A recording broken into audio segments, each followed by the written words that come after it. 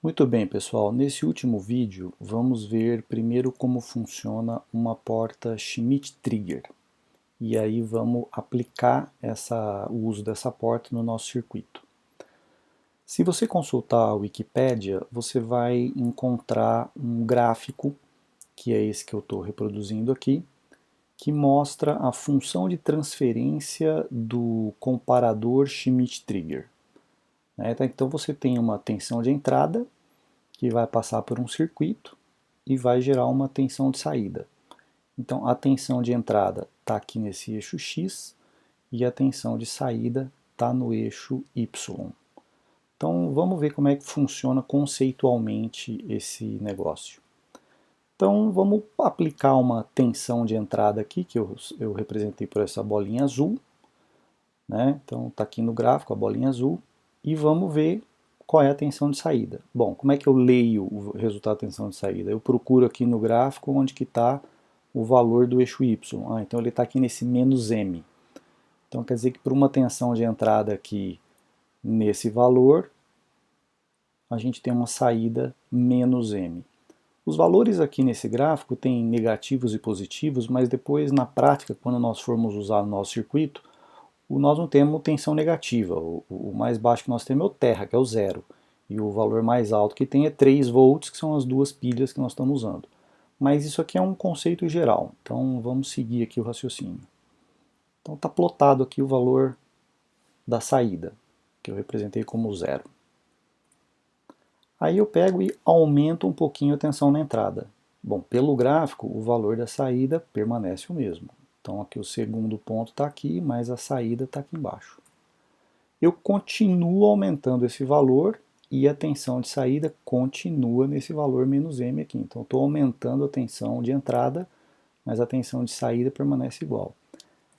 Até que eu chego nesse ponto, onde o gráfico me diz que a tensão de saída não é mais menos M, agora ela é M.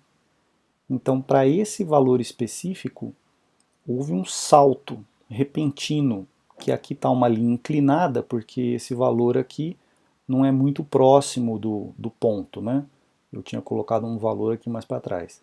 Mas tem uma subida abrupta exatamente nesse ponto. Aí se eu continuo aumentando a tensão, na saída eu continuo com esse valor M. Então fica um platô aqui, certo? Então agora eu vou começar a diminuir a tensão. Vou voltar aqui no eixo do X. Então começo a voltar no eixo do X, mas olha o que acontece. Eu tenho que ler o valor aqui. Ele continua como M. Eu diminuo mais ainda o valor aqui da tensão na entrada e a leitura ainda é aqui. Até que vai chegar nesse ponto, onde o valor da tensão de saída cai abruptamente para o menos M, né, que eu representei aqui como zero, certo? E aí eu posso continuar diminuindo aqui a tensão na entrada, que o valor permanece como menos M. E se eu quiser repetir o ciclo, agora eu aumento a tensão na entrada e eu vou ter aquele, repito, né, a subida e a descida, né, a subida e a descida, e vou ter essa onda retangular aqui para sempre, né?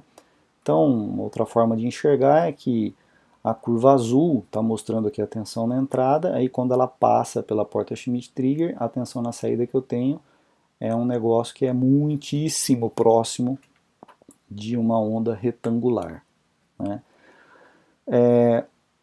Repara que justamente eu tenho dois gatilhos, né? Eu tenho um gatilho de quando a tensão, esse gatilho aqui T, né? Que é o trigger, né? O trigger T, quando a tensão está subindo, é esse valor aqui que faz ela mudar, né? Então, seguindo a flechinha da curva aqui, é assim. Depois, quando a tensão está caindo, é o valor menos T que faz a tensão na saída inverter novamente, né? Então, são dois gatilhos. Então, a porta Schmitt-Trigger é conhecida também como um comparador de dois gatilhos, né? Por isso que ela tem a capacidade de tirar certas flutuações, né? Que podem estar na porta de entrada e tirar essa flutuação e dar uma onda retangular limpa na saída. Bom, o símbolo genérico para essa porta Schmitt-Trigger é esse aqui, né? E repara que ele tem esse quadradinho aqui, né, com as perninhas no meio, que é justamente essa função de transferência, né? E se você tiver um inversor aqui na saída, então tem essa bolinha na saída, que é justamente o que nós temos, né, com uma porta do circuito integrado 4093. Ele é uma porta AND, mas como nós vamos juntar aqui as duas pernas de entrada, e ele tem esse inversor na saída, né, ele seria uma porta NAND Schmitt-Trigger. Né? Então o comportamento dele vai ser exatamente esse aqui. Né? Então, como eu estou invertendo o sinal aqui da saída, né, se eu não tivesse a inversão, eu teria exatamente essa curva aqui que a gente mostrou aí no raciocínio. Como eu tenho a inversão aqui na saída, eu pego essa curva verde e praticamente inverto ela. Né? O que era 0 vira 1, o que era 1 vira 0. Né? Mas é só um detalhe aqui, obviamente, a gente tem que prestar atenção no nosso circuito, mas o racional é o mesmo. Então, repara que esse comportamento de eu pegar uma tensão que está variando, não precisa ser linearmente, né, mas ela está variando suavemente na entrada, e depois eu converto isso para um negócio abrupto na saída, né, tanto subindo como descendo, lembra muito aquelas curvas, né, de carga do capacitor e descarga do capacitor. Né, e eu quero justamente pegar essa carga do capacitor e, num determinado momento, inverter esse negócio e fazer ela ficar uma onda retangular na saída, né, que é a nossa etapa 2 aqui do circuito, certo? Então eu tenho aqui, já na saída do capacitor, né, o capacitor descarregando, depois o capacitor carregando, e eu quero justamente transformar essa rampa de descida num negócio abrupto, ou a rampa de subida num negócio abrupto também. Aqui no caso está representado sem o inversor, né, mas a onda de saída aqui seria com o inversor da porta NAND Schmitt-Trigger, ela estaria ao contrário, né, zero aqui, sobe, vem para cá e desce. Mas esse é o conceito. Então vamos pegar o nosso circuito, colocar aqui a porta NAND do 4093, conectar as pontas do osciloscópio e vamos ver o que acontece quando as rampas de subida e descida da carga do capacitor passam por essa porta e a gente mede aqui na saída. Vamos lá. A montagem que nós vamos fazer é com resistores de 120K, 12K e o capacitor de 10 microfarads. Isso vai fazer com que o tempo de subida ele seja maior que o tempo de descarga do capacitor, como a gente viu nos vídeos anteriores, porque o caminho para carregar passa por 120K mais 12K e o caminho para descarregar passa só por 12K. Esse aqui é o circuitinho montado no protoboard. Então a gente tem aqui nossos resistores, né? R1 e R2 capacitor. E aqui a saída do capacitor está ligada na porta 1 e 2, né? Elas estão em curto aqui do circuito integrado, né? O 4093. Ele está alimentado aqui no positivo, está alimentado aqui no negativo. E esse fiozinho aqui é a porta 3, que nós vamos colocar a ponta do osciloscópio para medir aqui. E aí está aqui nosso interruptor, vamos depois ficar apertando aqui, né? E vamos ver o que acontece. Então, quando eu pressiono a chave, o capacitor está descarregado e você vê a onda no 0, no canal 2. Nós estamos medindo bem na perninha do capacitor. E depois da porta Schmitt-Trigger você vê que ele está 1. Quando eu solto a chave, o capacitor começa a carregar, você vê a curva de subida, até que chega um determinado ponto que a saída da Schmitt-Trigger inverte, ela vai de 1 para 0.